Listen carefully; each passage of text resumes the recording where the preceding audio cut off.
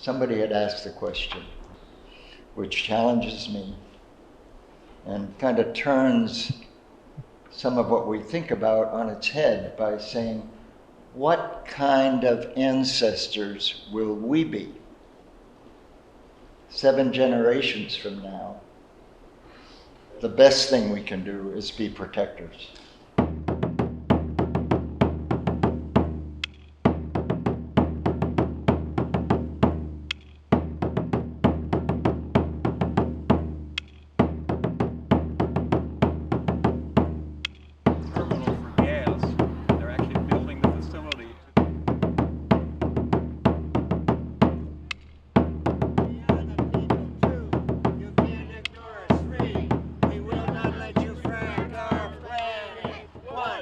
We are the people too. You can't ignore us 3. We will not let you frack our planet 1. We are the people too. You can't ignore us. I'm a Scrantonian, a high schooler. I've lived here most of my life. It's our generation, our future generations that are going to be affected by this. I think that we need to be at the front lines here. When we have massive support from the community not to expand this landfill, we don't want to breathe it and drink it. We want to be heard and we want to see some action now. It's the Keystone Sanitary Landfill. They're putting pre-fracking waste on top to hold down and keep the smell down of the regular household trash. And it is radioactive, and it is leaching, and it is polluting the drinking water. And that's outrageous. A long time ago, in '83, I thought that I'd never be a grandmother, and this is called the Walk for Our Grandchildren, the second one that I've been on. I'm fairly passionate about my grandchildren and my children, and I don't see their future being the way I want it to be, so I am pushing forward and doing what I think I can do. With people's courage, we can make it. And then we just put different words in with it. Oh, I love those words. Yeah, those are Courage great over and over again. Yes, a great. No, then you adjust it. Oh, you mean then do another? Yeah. Look at One possibility would be to start out rocking, and then as the police approach, to go into your intrepid energy. What does that look like? We start And that would be an calmly. approach.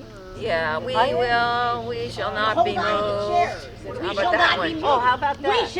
We shall not be moved. Yeah, that's that always. would be good.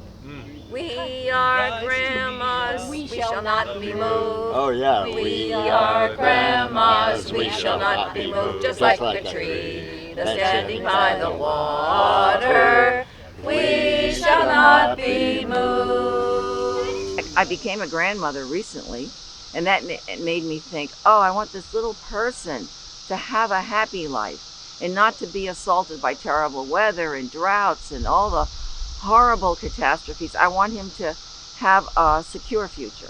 I'm an elder, and this is about grandchildren and the generations that are to come. I taught English as a second language, and the one topic that we could always agree on, no matter what country we were, who was in the classroom, maybe from 10 different countries, was the environment. The one thing that can unite us is we all love our families, we all love the land that we come from, and if we can share stories and conversations, perhaps we can gently go forward and people won't fight for dirty energy jobs.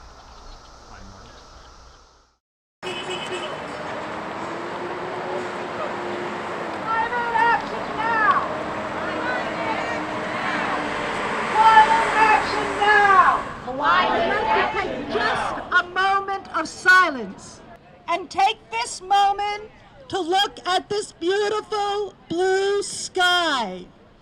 This is what we have been given by this amazing earth on which we live. And look a little bit further behind me to Independence Hall. This is the symbol of our nation. We came together to create a nation of freedom for all. We're not there yet, we know that. but we are working towards that goal. I want these people to force me to do what is right, to keep all fossil fuels in the ground, this madness which is going to kill the earth, kill my grandchildren and your grandchildren. So it must be done now. I know, Joe Biden, know what is right, but they get me around the neck, the corporations, the industrial manufacturers. Chase back! Chase back! Chase back! Chase back! Chase back! Chase back! No more fossil fuel! No more fossil fuel! No more pipelines! Ray started getting sick, he had back pains, didn't know what they were at the time. Before you know it, we going to doctors and they found out that he had bone cancer. In the meantime of him getting sick and better, a lot of my neighbors on my block were getting sick with cancer. I consider it and I call it, they were being erased. It's really hard that watching your neighbors around the corner die. For a while, for a long time, people came in our area and they came saying they were going to help us fight this, but they left off. They got scared off. Philly Thrive came in. We did not believe them. I was one of them ones. Today I'm a Philly Thrive member because they did something. I was scared at first. I got scared, but I said they're not going to stop me because a man in my house is dying. He's not here today. He's not here today because these kind of chemicals kill people. My son is home suffering in the house because his father's dead. So it's serious. And I tell anybody, we can't have this. We can't have this.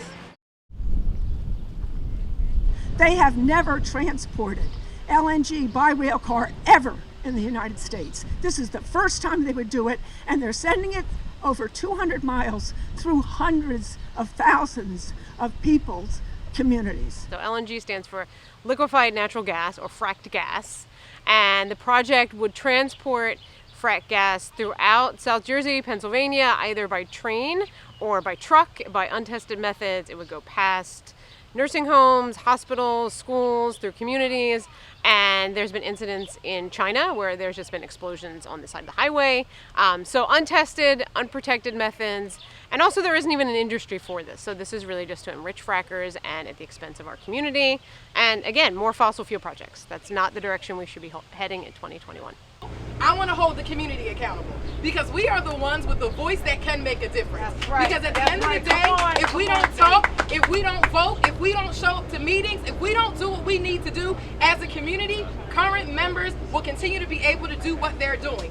Look inside your heart. Would you want this type of monstrosity in your community? And it seems to me that they're targeting communities that are poverty-stricken, that might not have the same kind of voice that other people have. There's 2 chemical plants. There's an oil refinery. There's this incinerator. There's a paper mill, a power plant. So it's this big cluster of pollution, and that we're all being basically poisoned to death for profit, but we're not seeing any of the profit. Something we learned is that trash incinerators are the most polluting and expensive way to manage waste, worse than landfilling, or to make energy, dirtier than coal power plants actually. We're surrounded by actually the biggest cluster of trash incinerators in the country, the 5 that surround Philadelphia, one of which is the one in Chester, Pennsylvania. And these are some of the largest polluters in our region. 5 of the top 10 polluters are these trash incinerators that circle my city. Halito Chima Chukma, hello, I hope you all are well.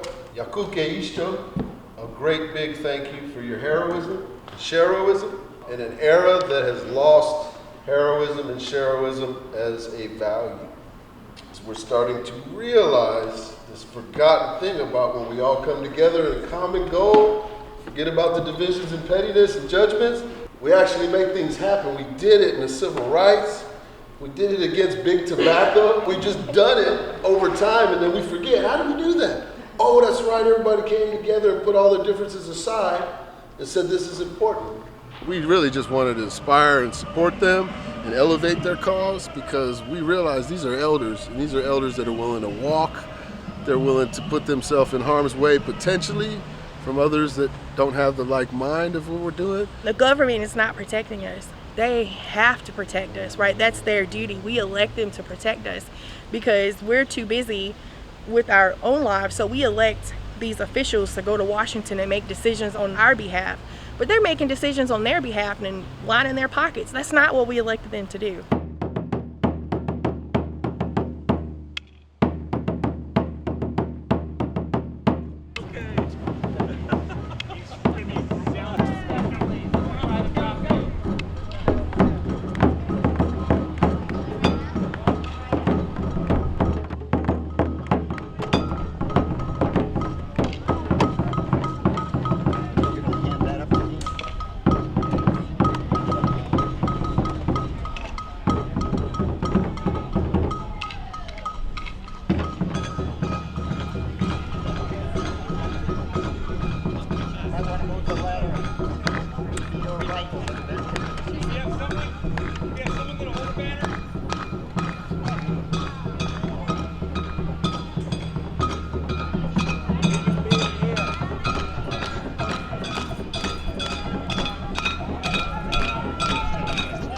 bank's refusal, not only refusal to respond to the emergency, but refusal to stop creating the emergency, makes it urgent for me to take this step.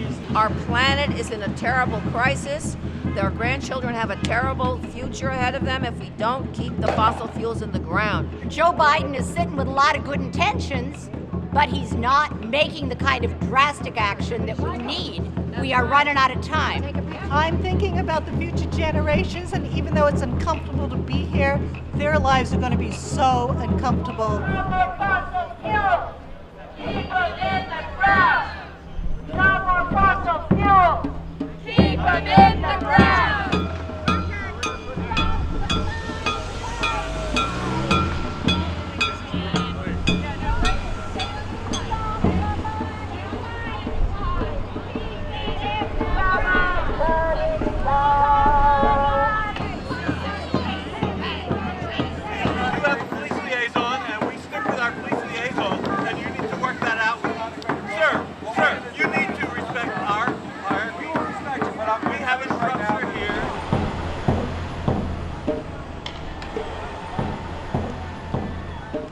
They just arrested our police liaison.